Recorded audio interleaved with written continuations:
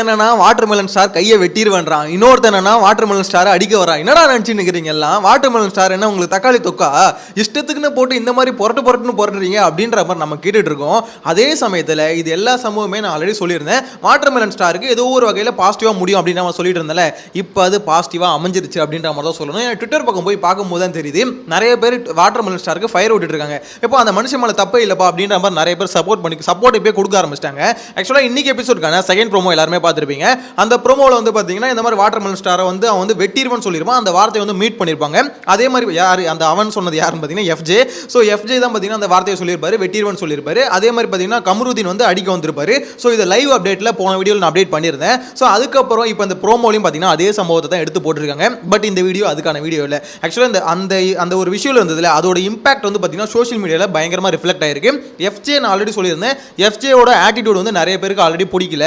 ஏன்னா day one Kamal Haasan பாருங்க, விஜய் சேதுபதி வந்து உன்னோட பேர் என்னப்பா அப்படின்னு கேட்கும்போது எஃப்ஜே அப்படின்ற மாதிரி சொல்லிட்டு என்னோட பேரை ஒரு வகையில் நான் தெரிய வரும், உங்களுக்கு தெரிய வரும் அப்படின்ற மாதிரி சொல்லியிருப்பாரு. ஸோ அது வந்து பார்த்தீங்கன்னா நிறைய பேருக்கு பிடிக்கவே இல்லை. ஏன்னா ஒரு மனுஷன் வந்து பேர் என்னன்னு கேட்குறாரு, பேரை சொல்லிட்டு போகிறத விட்டு ஏன்னா எஃப்ஜே அப்படின்ற மாதிரி பேசிட்டு இருக்காங்க. ஆக்சுவலாக அவரோட உண்மையான பேர் சில பேர் எடுத்து ட்விட்டரில் போட்டுட்டு இருக்காங்க, அதிசயம் அப்படின்ற மாதிரி போட்டுட்டு இருக்காங்க. உண்மையிலேயே ஒரு பேர் அதிசயமா இல்லை யாராவது உருட்டி விடுறாங்களா என்னன்னு தெரியல. ட்விட்டரில் பார்த்தேன், சில பேர் போடுறதை பார்க்க முடிஞ்சுது. இன்கேஸ் உங்களுக்கு தெரிஞ்சிருந்தா கமெண்ட்டில் மென்ஷன் பண்ணுங்கள், அதுதான் அவரோட உண்மையான பேர் என்னன்னு. எனக்கு ஒரு பேர் தெரிஞ்சுக்கணும்னு ஆசை இல்லை, பார்த்ததுனால சொல்கிறேன். ஏன்னா அவ்வளோ பெரிய ஆள் இல்லை, அவர் பேரை கண்டுபிடிச்சி ரிசர்ச் பண்ணி சொல்கிற அளவுக்கு.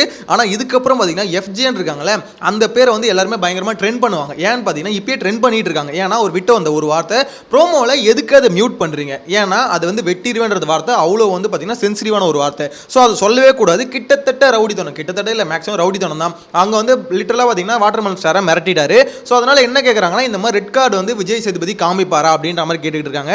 எனக்கு தெரிஞ்சு அதிகபட்சம் வாய்ப்பு இருக்குது ரெட் கார்டு கொடுக்கறதுக்கு. ஏன்னு பார்த்தீங்கன்னா இது ரொம்ப பெரிய ஸ்டேட்மெண்ட். சொருகிரிவன் நிக்சன் சொன்னது எப்படி ஒரு ஸ்டேட்மெண்ட்டோ, கமல் சார் சொன்னார்ல கண்ணை திறந்து எங்கே சொருவே என் கண்ணில் சொருவி அப்படின்ற மாதிரி கண்ணை திறந்து காமிச்சார்ல, அந்த மாதிரி விஜய் சேதுபதி என்ன சொல்ல போறான்னு தெரியல. வெட்டிடுவன் நீ என் கையை வெட்ட போறியா காலை வெட்ட போறியா அப்படின்ற மாதிரி கேட்கறதுக்கு வாய்ப்பு இருக்குது. ஆனால் என்னை பொறுத்த வரைக்கும் இந்த சம்பவம் வாட்டர்மெலன் ஸ்டாருக்கு ஒரு பெரிய ப்ளஸ்ஸாக போய் முடிஞ்சிருச்சு.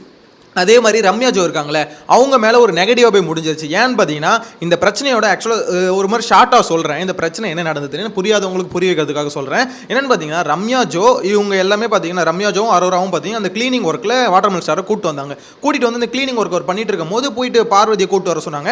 அப்போ வந்து பார்த்தீங்கன்னா இவரை வச்சு அவங்க ஃபன் தான் பண்ணிட்டு இருந்தாங்க. ஆக்சுவலாக வேலை வாங்குற மாதிரி ஃபன் பண்ணிட்டு இருந்தாங்க. ஏன்னா அவங்ககிட்ட பவர் இருக்குல்ல, ஸோ அதனால் ஃபன் பண்ணிட்டு இருந்தாங்க. அவரும் பார்த்தீங்கன்னா இந்த ஃப்ரெண்ட்ஸ் படத்தை காமெடி பேசிட்டு அதே மாதிரி பார்த்தீங்கன்னா கண்ட்ரி ஃப்ரூட் அப்படின்ற மாதிரி சொல்லிட்டு போயிட்டார். அவர் கொஞ்சம் ஃபன்னாக தான் சொன்னார், ஓப்பனாக சொன்னால் அந்த விஷுவலை பார்க்கத்தான் எல்லாருக்குமே தெரிஞ்சிருக்கும். கண்டி ஃப்ரூட்னு ஃபன்னாக தான் சொல்லிட்டு வெளியே வந்தார்.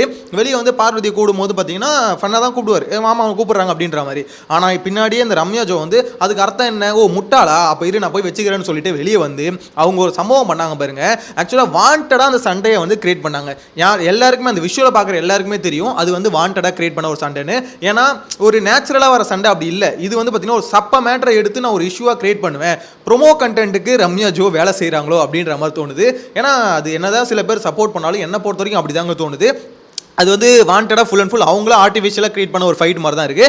அது மட்டும் இல்லாமல் வாட்டர்மெலன் ஸ்டார் வந்து இன்னமா படிச்சிருக்கியா அப்படின்னு கேட்டு தான் உங்களுக்கு கோவம் வந்ததில்ல. அதே மாதிரி அவங்க ஃபஸ்ட்டு ஒரு வார்த்தை கேட்டாங்க, நீங்கள் படிச்சிருக்கீங்க தானே அப்படின்ற மாதிரி கேட்டாங்க. அப்போ அது தப்பு இல்லையா? அப்போ நீங்கள் படிச்சிருக்கீங்க தானே அப்படின்னு கேட்கறது அவங்களுக்கு தப்பாக இருக்குது. நீ படிச்சிருக்க தானே, என்னம்மா நீ கேட்கறது நம்ம அவரும் திருப்பி கேட்குறாரு அப்படின்ற மாதிரி சில பேர் கேட்கறத பார்க்க முடியுது சோஷியல் மீடியாவை பொறுத்த வரைக்கும். ஸோ இதில் வந்து பார்த்தீங்கன்னா லிட்டரலாக தப்பு யார் மேலேன்னு ஃபுல்லாக ஃபோக்கஸ்ட் ஆகிடுச்சு. ஆல்மோஸ்ட் பார்த்தீங்கன்னா ரம்யா ஜோ பக்கம் தான் எல்லாம் தப்பு அப்படின்ற மாதிரி சொல்கிறாங்க. ஏன்னா ஒரு சப்ப மேட்டரை இவ்வளோ பெரிய இஷ்யூவாக கிரியேட் பண்ண வேணா, இவ்வளோ பெரிய சீனா ஆக்கியிருக்க வேணா. உண்மையிலேயே உங்களுக்கு வந்து அவர் பேசுறது தப்பா தெரியுதா? கூப்பிட்டு வச்சு தனியாக பேசியிருக்கலாமே, ஏன் இந்த மாதிரிலாம் பண்ணுறாங்க? இது வந்து பார்த்தீங்கன்னா ஒரு ப்ரோமோ கண்டென்ட்டுக்காக பண்ணியிருக்காங்க அப்படின்னு நம்ம நிறைய பேர் சொல்ல ஆரம்பிச்சிட்டாங்கன்னு வச்சுக்கோங்களேன். இது வந்து ரம்யா ஜோ சைடு.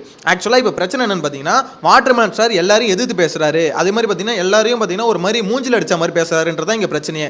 ஆனால் அதை விட பெரிய பிரச்சனை, அதை விட பெரிய ரிமார்க் வந்து பார்த்தீங்கன்னா இங்கே எஃப்ஜே மேலேயும் கமருதீன் மேலேயும் வந்ததில்ல. இதுதான் பார்த்தீங்கன்னா பெரிய பிரச்சனை. ஏன்னா இவங்களுக்கு ரெட் கார்டு கொடுக்கறதுக்கு ஏன் வாய்ப்பு இருக்குன்னு சொல்கிறேன்னு பார்த்தீங்கன்னா ரெட் கார்டு இல்லை எல்லோ கார்டாவது கம்பல்சரி கொடுக்கறதுக்கு வாய்ப்பு இருக்குது அப்படின்ற மாதிரி தான் தோணுது. ஏன்னா லிட்டரலாக கமருதீன் பார்த்தீங்கன்னா தள்ளி விட்டார், திவாகர் நெஞ்சில் கையை வச்சு பார்த்தீங்கன்னா புஷ் பண்ணிட்டாரு. அதே மாதிரி அங்கே எஃப்ஜே வந்து பார்த்தீங்கன்னா கையை அப்படி ஓங்கி வச்சுக்கிட்டு வெற்றுவேன் அந்த போஸு, அவன் சொன்ன அந்த மாடுலேஷனு அதெல்லாம் பார்க்கும்போது யாரா இவன் என்னடா பேசுகிறான், கொஞ்சம் மெச்சூர்டாக தான் இந்த பையன் பேசுகிறானா? ஒரு ஷோவில் இவ்வளோ பெரிய ஷோவில் வந்து இந்த மாதிரி வார்த்தையை விடுறமே, அங்கே வந்து அவ்வளோ பெரிய சம்பவமே இல்லை. ஆக்சுவலாக அவருக்கும் அந்த எஃப்ஜே அந்த பையனுக்குமே அங்கே பிரச்சனை இல்லை. இவன் வந்து சமாதானம், அதாவது சமாதானப்படுத்த போகிறாங்கன்னு வச்சுக்கோங்களேன், அவங்களுக்கு கொஞ்சம் பொறுமை இருக்கணும். அப்போ தான் சமாதானப்படுத்த போகணும், இல்லைனா மூடிக்கிட்டு உரமாக உட்காந்துடணும். இவன் என்ன பண்ண போகிறான், போய் சமாதானப்படுத்துறான். அதாவது வாங்க நான் வந்து சண்டையை சால்வ் பண்ணுறேன்னு போயிட்டு திருப்பி இவன் போய் சண்டை போட்டு நீ எதுக்கு அப்போ போய் சமாதானப்படுத்த போகிற, மூடிக்கின்னு உரமாக உட்காந்துடலாம்ல. அந்த ஆள் அப்படி தான் பேசுகிறாருன்னு தெரியுது. ஸோ இவர் போய் சமாதானப்படுத்த போகிறாராம். அவர் வந்து கையை நீட்டி என்னப்பா பண்ணுற, நீ என்னப்பா பண்ணுற, ஓரம் போ அப்படின்னு சொன்னோன்னே கையை நீட்டாத வெற்றுவேன், நான் பயங்கரமான ஆள் அப்படின்ற ரேஞ்சுக்கு பேசிட்டு வர்றாரு. கிட்டத்தட்ட லிட்டரலாக ஒரு லோக்கல் ரவுடி எப்படி பேசுவாங்களோ கிட்டத்தட்ட அந்த மாதிரி ஒரு மாடுலேஷனை பேசினாரு அப்படின்ற மாதிரி தான் சோஷியல் மீடியாவில் கமெண்ட்ஸ் எல்லாம் பார்க்க முடியுது. என்னடா அந்த பையன் ரவுடி பையன் மாதிரி பேசுகிறான் அப்படின்ற மாதிரி தான் கமெண்ட்ஸை பார்க்க முடியுது. ஒரு நாள் ஒரு வார்த்தையில் முடிஞ்சுதா, இதுதான் பிக் பாஸ். ஆக்சுவலாக பிக் பாஸில் ஆட்டிடியூட் காமிக்கிறவங்களும் தப்பிக்க முடியாது, லூஸ் ஸ்டாக் விடுறவங்களும் தப்பிக்க முடியாது. திவாகரும் மாட்டுவார், இல்லைன்னு சொல்ல. ஏன்னா திவாகர் ஏகப்பட்ட லூஸ் ஸ்டாக் விட்டுட்டு இருக்காரு. இங்கே வந்து இதை பேசுறதால சில பேர் தோணலாம், என்ன திவாகருக்கு சப்போர்ட் பண்ணுறீங்க, திவாகர் என்ன அவ்வளோ நல்லவனா, அவன் என்ன அவ்வளோ கரெக்டான ஆளா அப்படின்ற மாதிரி கேட்டிங்கன்னா, அவன் நல்லவன் கரெக்டான ஆள் அப்படின்ற மாதிரி இங்கே யாருமே சொல்லலை. ஏன்னா எப்படா வாய்ப்பு கிடைக்கும் போட்டு பொழக்கலாம் தான் ஸ்டார்டிங்கில் நம்ம சேனலை ஃபாலோ பண்ணுறவங்களுக்கு தெரிஞ்சிருக்கும். அப்படின்ற மாதிரி தான் எல்லாம் வெயிட் பண்ணுது. ஆனால் இங்கே சம்பவத்தை தான் பார்க்கணும், அவங்கெல்லாம் பார்க்கணும். நமக்குன்னு இங்கே ஃபேவரட் வந்து இருக்கக்கூடாது. இந்த ஷோவை பொறுத்த வரைக்கும் ஒரு நம்ம அந்த சம்பவத்தில் யார் சரி தப்பு அப்படி மட்டும் தான் பார்க்கணும், தவிர ஃபேவரட்டிசம் இங்கே பார்க்கக்கூடாது. பார்த்தா அதை ரிவ்யூ பண்ணுறதுக்கு வந்து அந்த அளவுக்கு ஒரு கரெக்டான விஷயமா என்னை பொறுத்த வரைக்கும் படலை. ஸோ அதனால் என்னை பொறுத்த வரைக்கும் ஃபேவரட்டிசம்லாம் அங்கே பார்க்க மாட்டேன். திவாகர் வந்து அவர் வந்து நம்மளுக்கு பிடிக்காது, அதாவது எப்படி சொல்கிறது, அவர் எங்கேருந்து வந்தார், அதனால் வந்து அவர் மேலே தப்பே இல்லைனாலும் நம்ம சொல்ல முடியாது. ஆக்சுவலாக இதில் தப்பு இருக்குது இல்லைன்னு சொல்ல, இருந்தாலும் இந்த சம்பவத்தை கிரியேட் பண்ணி இது ஒரு பெரிய பிரச்சனையாக பார்த்தது வந்து பார்த்தீங்கன்னா ரம்யா ஜோ தான். ஆக்சுவலாக இப்போ இந்த ஷோவில் பிக் பாஸில் வந்து பார்த்தீங்கன்னா அந்த லக்ஸுரி பெட்ரூம் இருக்குல்ல, அதில் இருக்க 3 பேர் மட்டும்தான் கொஞ்சம் யோசிக்கிறாங்க. இந்த டாஸ்க்லாம் கொடுக்கணும், இவங்களை கொஞ்சம் டஃபாக ஹேண்டில் பண்ணணும் அப்படின்ற மாதிரி 3 பேர் தான் யோசிக்கிறாங்க. யாருன்னு பார்த்தீங்கன்னா சுபிக்ஷா ஒரு பொண்ணு இருக்குல்ல, மீனவ பொண்ணுன்னு, அந்த பொண்ணு வந்து பார்த்தீங்கன்னா கொஞ்சம் கிளவராக யோசிக்குது. ஓகேங்களா. அதே மாதிரி இன்னொருத்தர் யாருன்னா அரோரா. அதுக்கடுத்து வந்து பார்த்தீங்கன்னா இவங்க ரம்யா ஜோ. இதில் வந்து ரம்யா ஜோ வந்து பார்த்தீங்கன்னா யோசிக்கிறது அவங்களாம் யோசிக்க தெரியல, ஆனால் வேலை வாங்கணும் அப்படின்ற ஒரு வெறி மட்டும் இருக்குது. எல்லாருமே என்ன சொல்கிறாங்கன்னா, டே 1 முத நாள் இருந்த இதுக்கும் இந்த பவர் வந்த பிறகு இந்த பொண்ணுகிட்ட இருக்க ஒரு சேஞ்சுக்கும் ரொம்ப பெரிய டிஃப்ரெண்ட் இருக்குது.